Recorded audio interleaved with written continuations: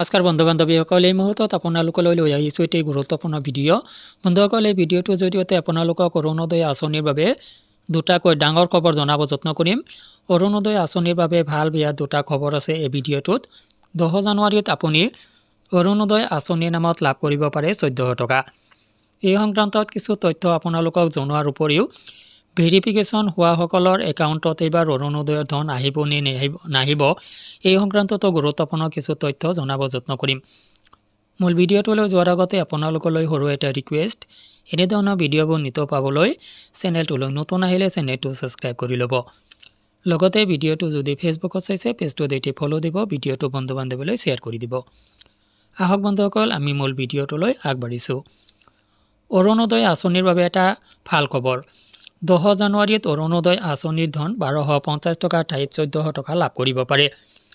কিয়নো আপোনালোকে ইতিমধ্যে গম পাইছে যে অসম কেবিনেটত অৰুণোদয় আঁচনিৰ ধন 150 টকা বৃদ্ধিত ইতিমধ্যে অনুমোদন দিয়া হৈছে আৰু সেইখিনি কেৱল কাৰ্যকৰী কৰিবলৈহে বাকী আছে।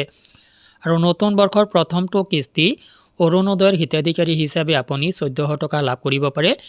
পূৰ্বৰ 1250 টকাৰ সলনি 150 টকা বৃদ্ধি সহকাৰে 1400 টকালৈ লাভ কৰিব পাৰে অৰুণোদয় আঁচনিৰ ধন। তো বন্ধুসকল, এইখিনিতে গুৰুত্বপূৰ্ণ এটি খবৰ যে অৰুণোদয় আঁচনিৰ এই 1400 টকা পুৰণা হিতাধিকাৰীসকলেও লাভ কৰিবনে, বা নতুনকৈ যিসকল হিতাধিকাৰীক অৰুণোদয় আঁচনিত ইনক্লুড কৰাই লৈ আছে সেইসকলে লাভ কৰিব। সেইখিনি তথ্য আমি বুজিব লগা আছে। প্ৰথমতে আহক পূৰ্বৰ হিতাধিকাৰীসকলৰ কথা অলপ আলোচনা কৰোঁ। পূৰ্বৰ যিসকল হিতাধিকাৰীক ৰেচন কাৰ্ড অবিহনে অৰুণোদয় আঁচনিত ইনক্লুড হৈ আছিলে আৰু এইবাৰো নতুনকৈ ৰেচন কাৰ্ড লাভ কৰা নাই, সেইসকল হিতাধিকাৰীৰ ডকুমেণ্ট যেতিয়া ভেৰিফিকেশ্যন কৰা হ'ব, ভেৰিফিকেশ্যনত ৰেচন কাৰ্ড এবচেঞ্চ থকা বাবে তেওঁলোক ভেৰিফিকেশ্যনত আনচাকচেছ হ'ব, অৰ্থাৎ ভেৰিফিকেশ্যনত ইনএলিজিবল হৈ উঠিব অৰুণোদয় আঁচনিৰ বাবে।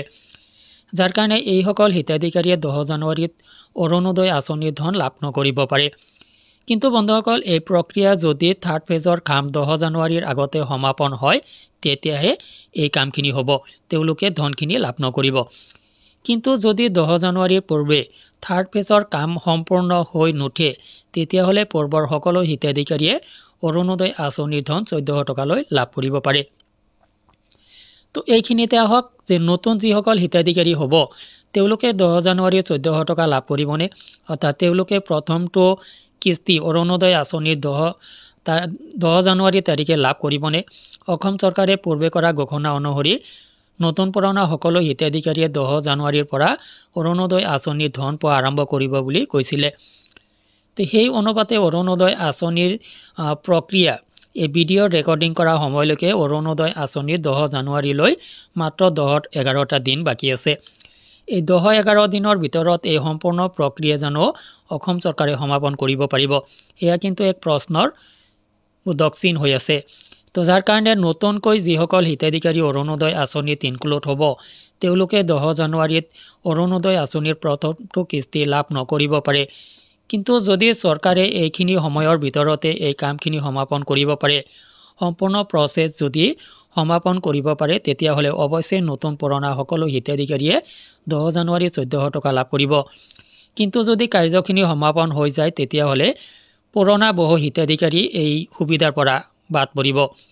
তো বন্ধুসকল, ভিডিঅ'টো সংক্ৰান্তত আপোনাৰ যদি কিবা অভিমত আছে, কিবা বুজিব লগা আছে, জানিব লগা আছে, কমেণ্ট কৰিব। আজিলৈ এৰিছোঁ, ধন্যবাদ।